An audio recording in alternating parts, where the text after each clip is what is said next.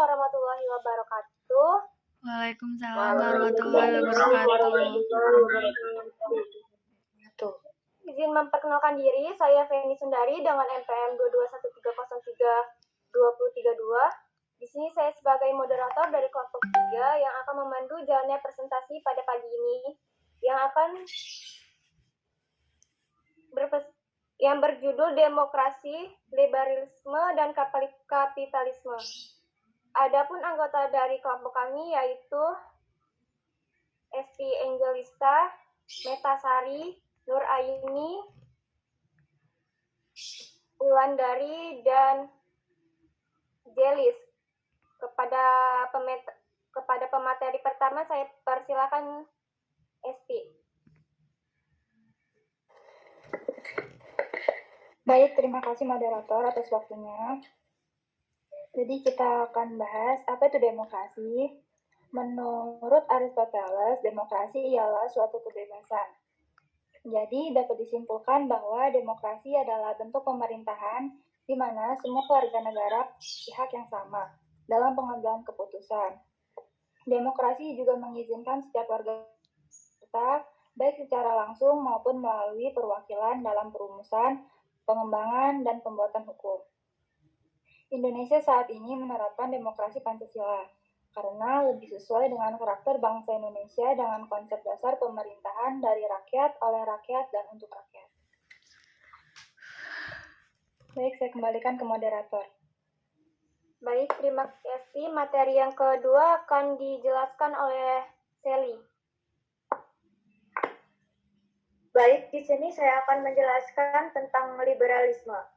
John Locke berpendapat bahwa kebebasan yang menjadi nilai dasar liberalisme dipahami sebagai ketidakhadiran intervensi eksternal dalam aktivitas-aktivitas individu. Kebebasan adalah hak properti privat. Karenanya, pemerintah bersifat terbatas terhadap kehidupan warganya. Untuk itu, harus ada aturan hukum yang jelas dan lengkap dalam menjamin kebebasan sebagai hak properti privat ini.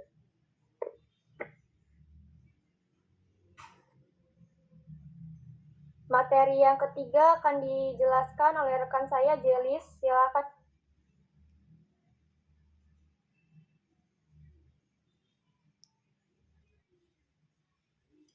Baik, terima kasih moderator. Di sini saya akan menyampaikan mengenai kapitalisme. Kapitalisme adalah salah satu pola pandang manusia dalam segala kegiatan ekonominya. Perkembangan kapitalisme tidak selalu bergerak ke arah positif, tetapi naik turun. Keberadaan kapitalisme ini sebagai suatu bentuk kritik penindasan terhadap masyarakat. Pada saat ini, kapitalisme dapat juga diartikan sebagai sekelompok kaum borjuis atau orang-orang golongan menengah ke atas yang merupakan pemilik modal, yang menguasai roda perekonomian dan politik dengan cara menghendaki kebebasan dalam mekanismenya sendiri untuk mencapai keuntungan sebanyak-banyaknya. Jadi, pada dasarnya keberlangsungan dari sistem ekonomi kapitalisme ini dikendalikan oleh pemilik modal.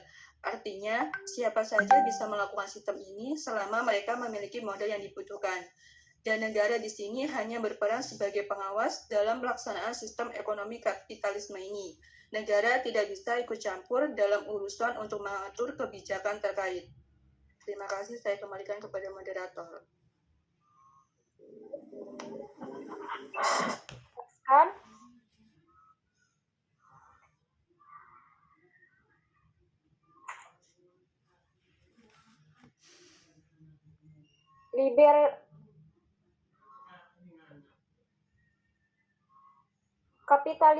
Kapitalisme adalah salah satu pola pandang manusia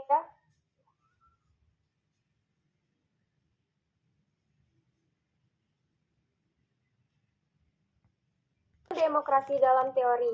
Demokrasi tidak merupakan sesuatu yang statis dan dalam abad ke-20, terutama sesudah Perang Dunia Kedua, negara demokrasi telah melepaskan pandangan bahwa para negara hanya berbatas pada pengurus kepentingan bersama. Sebagai sebuah ideologi yang statis, maka konsep demokrasi selalu mengalami perubahan. Perubahan ini terlihat dari bentuk-bentuk formal maupun substansional. sesuai dengan konteks dalam dinamika sosial, historis, hal mana konsep demokrasi itu sendiri lahir dan berkembang.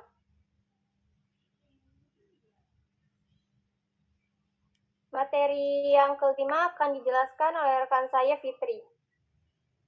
Baik, terima kasih moderator. Saya di sini akan menjelaskan tentang liberalisme klasik. Menurut John Locke, pemerintah juga memiliki fungsi esensial bagi terciptanya suatu alat pertukaran moneter yang memudahkan pengumpulan kekayaan.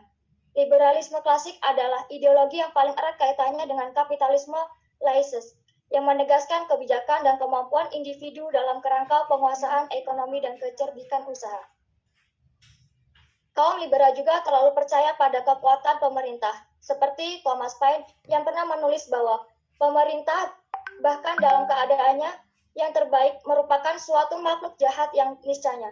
Atas dasar itulah para pemilik liberal seperti Montesquieu dan James Madison memandang perlu untuk memisahkan elemen-elemen kekuasaan dan melimpahkannya kepada lembaga eksekutif, legislatif, dan yudikatif. Selanjutnya yaitu neoliberalisme. Neoliberalisme adalah pecahan ideologi liberalisme yang mendekati kapitalisme, sedangkan yang mendekati sosialisme disebut liberalisme baru atau new liberalism. Beberapa prinsip neoliberalisme, satu yaitu keyakinan bahwa perkembangan ekonomi yang berkelanjutan penting untuk mencapai kemajuan umat manusia. Yang kedua, kepercayaan diri bahwa pasar bebas adalah tempat alokasi sumber daya yang paling efektif. Yang ketiga, penekanan pada peran minimal intervensi negara dalam hubungan sosial dan ekonomi. Dan yang terakhir yaitu komitmennya pada kemerdekaan perdagangan dan permodalan. Terima kasih, saya kembalikan ke moderator. Baik, materi yang selanjutnya akan dijelaskan oleh rekan saya, Wulan. Baik, terima kasih moderator. Di sini saya akan menjelaskan tentang sejarah kapitalisme.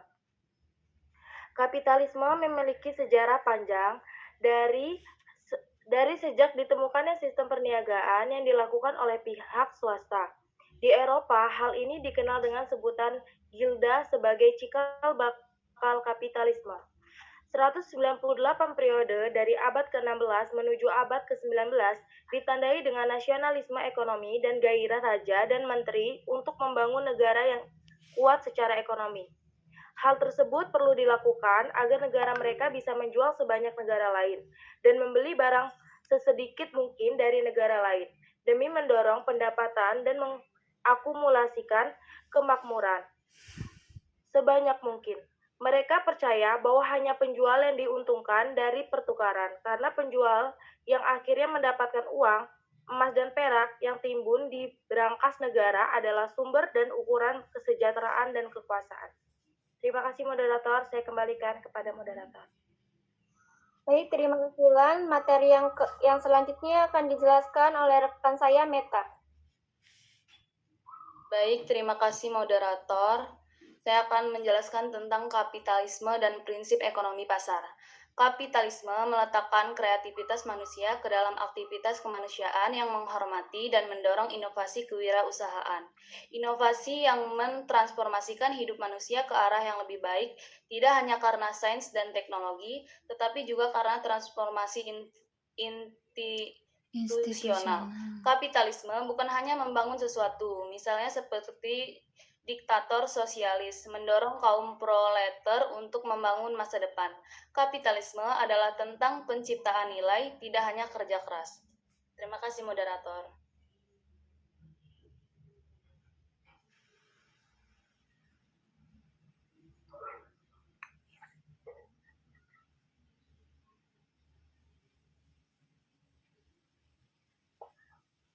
Sekian dari materi yang kami dapat sampaikan. Mungkin bagi teman-teman yang ingin bertanya, kami persilakan.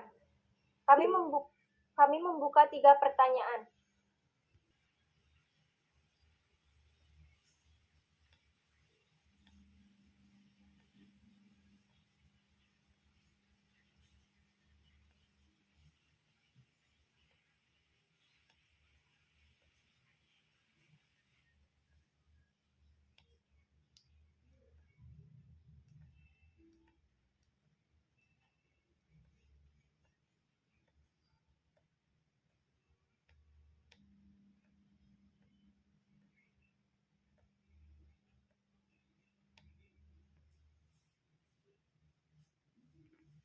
Baik, di sini saya akan izin memperkenalkan diri. Nama Firda Septiani dengan NPM 2213032027. Di sini saya akan bertanya, mengapa pengaruh negatif liberalisme bisa menjadi ancaman bagi kepribadian bangsa, dan serta berikan contohnya. Baik, terima kasih moderator. Baik, terima kasih Firda. Bagi teman-teman yang ingin bertanya, kami persilakan.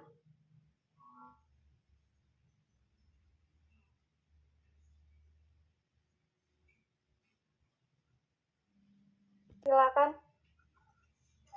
Baik, izin memperkenalkan diri. Saya Rintan Amelia dengan NPM 2213032030 akan bertanya mengenai kapitalisme. Pertanyaannya, apakah ada hubungan antara kegagalan kapitalisme dengan rentetan krisis ekonomi global? Terima kasih. Baik, terima kasih Rintan. Baik, terima kasih moderator. Izin memperkenalkan diri, nama saya Rahma Isnawati dengan NPM 2213032020. Izin bertanya, apakah untuk mewujudkan negara demokrasi perlu terdapat kerjasama antara pemerintah dan rakyat? Terima kasih. Baik, terima kasih Rahma. Terima kasih kepada penanya. Beri kami waktu untuk berdiskusi. Audio Jungle.